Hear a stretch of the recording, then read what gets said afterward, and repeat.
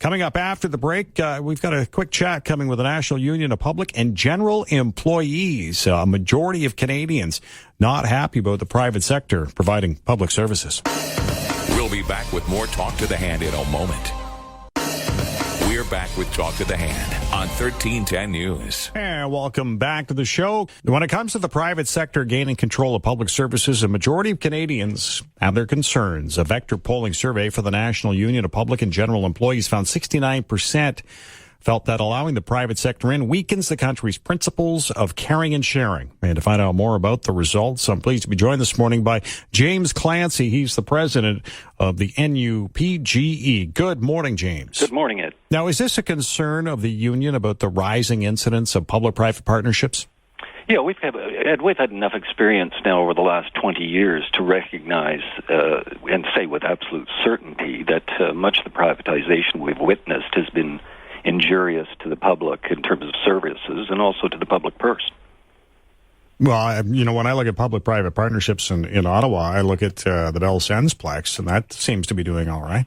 Yeah, there are examples where it has worked, but public-private partnerships generally we end up paying too much as the public, that is, the taxpayers, when we enter into such agreements. That's what the evidence is demonstrating to us.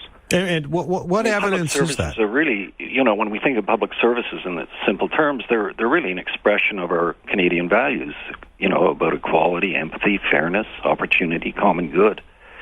Privatization, really, the cases that we've looked at and examined and others have examined, demonstrate that privatization as it's being done currently really violates these values. It really puts private wealth ahead of commonwealth. It puts special interests ahead of public interests. And it puts really, selfishness and greed, taxpayers or shareholders halfway around the world are driving much of the privatization that's taking place. The examples that you cite, can you give us a few? Well, in Ontario, we could talk about the meat inspection, where we closed down the meat in Walkerton was another example where we went to private labs.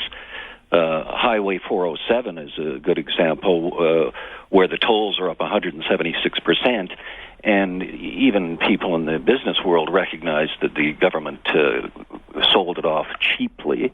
And then in Ontario, we've got Orange, the air ambulance, where the operating costs went up 55%.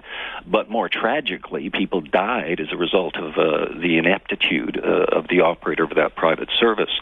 The tainted meat scandal, 22 people died of listeriosis after eating tainted meat. So, as I say, 20 years on with this grand experiment of privatizing public services, I think we can say with certainty that it hasn't worked. And so the polling results are not really a surprise to us because the public, I think, is increasingly becoming realizing that much of this privatization is not in the public interest. I think the big problem then for your organization is the perception that the public sector is too costly. The taxpayers are looking at the private sector for cheaper options. Yeah, but in fact, what's being demonstrated is that the private sector is more costly, and indeed the services deteriorate. So. You're quite right. That's a perception that we're fighting. But that's why we're calling for more transparency and accountability when a government contemplates privatizing a service. Right now, we argue that the public interest takes priority over a corporation's commercial interests, and that the public has to have access to all the essential financial details related to government expenditures for privatizations. So what we're trying to say is let's bring in the sunshine. I mean, fine, if a government proposes that they've got a better idea, they want to privatize a service, so be it. But let's have a rigorous sort of public examination where all the parties that have an interest have access to the details of what's being proposed. Now, you're having a conference later this month on new forms of privatization. Right, because I think one of the things that is happening is that they're coming, what we're witnessing are new names for what I describe as the same old game, right? It's a bit of a shell game. So we've got alternative service delivery, or we've got, the increasing rise of these public-private partnerships where evidence demonstrates that we're selling things at fire sale sort of prices to some of these private consortiums, and then we've got social impact bonds.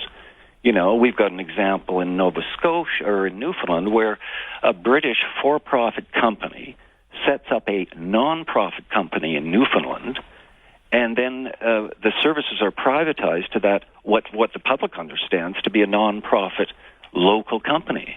But in fact, the non-profit company are paying fees to the parent corporation, which is in the UK, which is a for-profit corporation. So it's taking all sorts of new forms and certainly has new titles. You'll find that many of the private sector interests, the financial people, the financial interested parties that are trying to acquire these services, they're tending to shy away from using the word privatization. And so, as I say, we're witnessing many new names for it, but the fundamentals remain the same. That's why we're saying, let's have the legislatures, whether it be the federal, municipal, or provincial or municipal government, let's bring some sunshine and some sunlight to this process. Let's examine it and disclose to the public the details of these agreements and these contracts that they're entering into, often with offshore corporations.